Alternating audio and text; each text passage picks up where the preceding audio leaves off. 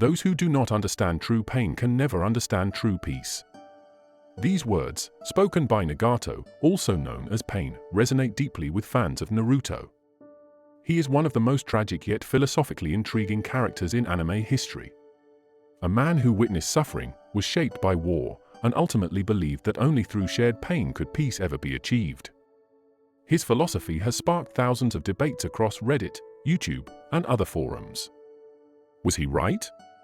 Did his experiences justify his worldview? And most importantly, does his ideology align with or contradict biblical teachings on suffering, justice, and peace? Let's explore.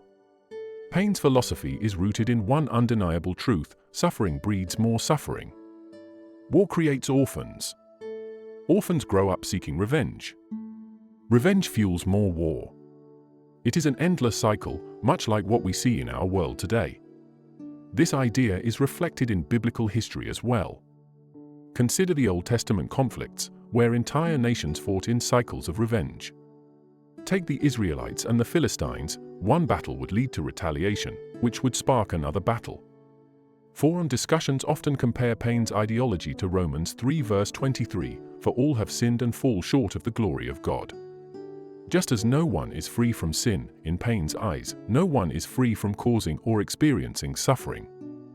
And yet, he believes that by making the entire world feel the same level of pain, the cycle can be broken. But is this truly the answer?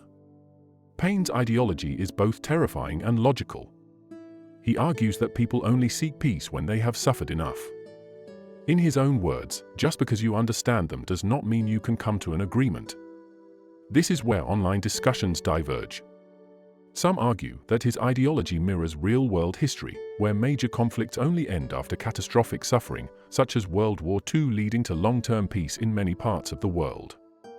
Others believe his view is deeply flawed because it assumes suffering alone creates peace, rather than wisdom, empathy, or understanding.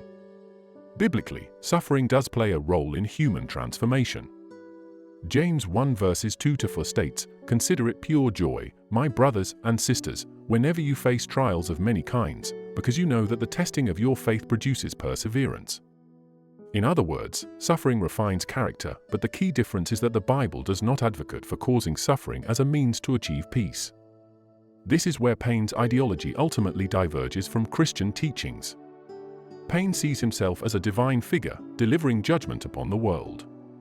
This is a common archetype, a self-proclaimed savior who believes that only they have the solution to humanity's problems.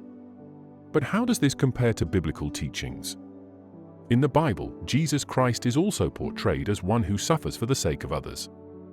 Isaiah 53 verse 5 says, "But he was pierced for our transgressions, he was crushed for our iniquities, the punishment that brought us peace was on him, and by his wounds we are healed."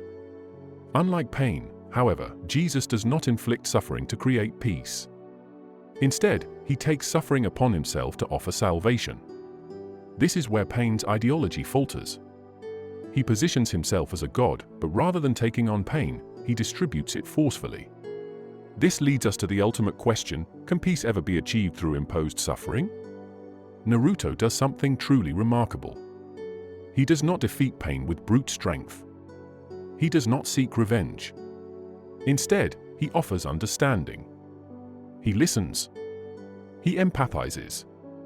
And ultimately, he forgives. This directly aligns with one of the most powerful teachings in the Bible, Romans 12 verse 21, "Do not be overcome by evil, but overcome evil with good." Naruto breaks the cycle of hatred not by inflicting more pain, but by showing an alternative, one rooted in hope. This is why he ultimately succeeds where pain fails. Because true peace cannot come from suffering alone, it must come from transformation. Pain's philosophy, while flawed, leaves an undeniable impact. His actions force Naruto to mature. They push Konoha to reflect on its role in the world. And in a tragic way, they do contribute to peace, not because suffering was necessary, but because Naruto found a way to rise above it. This is the key takeaway. Pain believed suffering was the only teacher, but Naruto proved that hope and understanding could achieve the same goal without violence. This is what makes Pain one of the most compelling characters in Naruto. His ideology was not entirely wrong. He identified a real problem, but his solution was misguided. And just like in real life, the choice between revenge and forgiveness is what determines whether peace is truly achieved. Pain's philosophy presents a question that has no easy answer. Can peace only come through shared suffering? Or can it be built through understanding and forgiveness? The Bible teaches us that while suffering is a part of life, it is not the final answer. True peace comes from within, from transformation, and from breaking the cycle of hatred. So what do you think? Was Pain right in some way? Or was Naruto's path the true solution? Let me know in the comments.